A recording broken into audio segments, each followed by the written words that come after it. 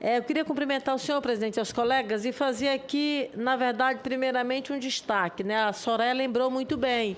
Nós temos prazo, a CPI, Vossa Excelência já demonstrou claramente que quer fazer a finalização agora no final da primeira quinzena no mês de setembro. Então, nós precisamos ser muito assertivos para que, de fato, nós possamos ter resultados aqui na CPI.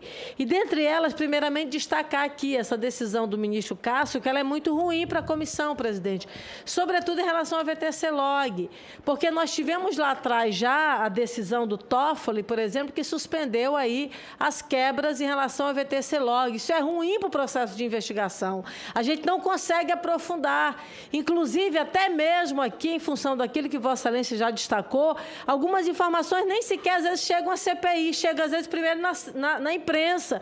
Você é informado pela imprensa e você acaba não conseguindo, às vezes, ter, na prática, de forma concreta, elementos substanciais. E aí você tem mais uma decisão, por exemplo, do Supremo, através do ministro Toffoli, que suspende, na verdade, os efeitos e aí, portanto, as quebras. E agora você tem uma decisão do Cássio, que é bom lembrar, diferente do Fux, que a gente vinha aqui, muito embora, não é, lá fosse um instrumento diferenciado, mas quando a gente teve a decisão dele, que deu para nós elementos mais substanciais para que o depoente, quando na situação de testemunha, fosse obrigado a falar e apenas calasse no caso de investigado, depois, no embargo que Vossa Excelência impetrou, ficou muito mais claro ainda, e aí nos deu, na verdade, elementos para a gente não ter o que a gente acompanhou aqui com o Wizard, que passou aí 3 horas dizendo que não ia falar coisa nenhuma e não falou mesmo, a gente teve resultado diferente em relação a Emanuela. Então, é muito ruim decisões essas como o Cássio, porque impede o trabalho da CPI e agora na reta final dos trabalhos da comissão.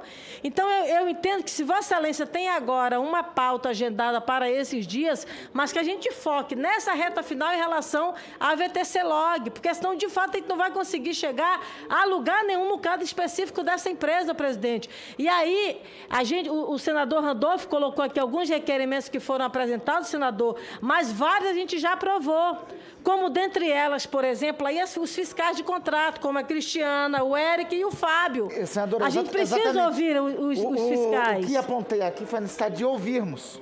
Já esses requerimentos que acabei de declinar, todos já foram aprovados. Sim, já foram aprovados. É só para nós marcarmos a oitiva exatamente. desses. E esses fiscais são importantes, porque a situação da empresa não acontece de forma isolada, ela acontece no entendimento com o Ministério da Saúde.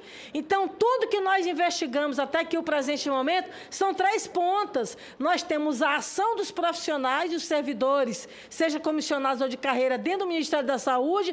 Você tem a ação, por exemplo, das empresas e a ação dos agentes políticos. Então, são as 3 pontas que ligam. Então, a gente está ouvindo a VTC-Log, a gente também tem que ouvir os fiscais, para que a gente possa efetivamente ter um resultado conclusivo. E dizer, senador Renan, que, por exemplo, a gente percebe uma ligação entre todos. Ricardo, a presença em relação a Ricardo Dias, em relação a Ricardo Barros, todos aí ficam numa linha, numa ponta que precisa ser ligada. E nós pedimos aqui, inclusive, a partir das quebras telemáticas que foram aprovadas, também o georreferenciamento, que eu não sei, sinceramente, como é que está essa situação do georreferenciamento, para entender, por exemplo, a ida dessas pessoas lá no triplex da 211. Porque se a gente conseguir fazer digamos assim, esse cruzamento de informações, nós chegaremos aí a informações mais efetivas e vamos conseguir, ao final aqui do relatório, presidente, ter, de fato, alguma coisa em relação à VTC-Log, que, como todos aqui já falaram, de fato, é uma empresa muito ampla. Tem mais de 400 contratos com o governo federal, aumentou no governo do presidente Bolsonaro, ano após ano, de 60% a 90% de um ano para o outro, só no Ministério da Saúde mais de 14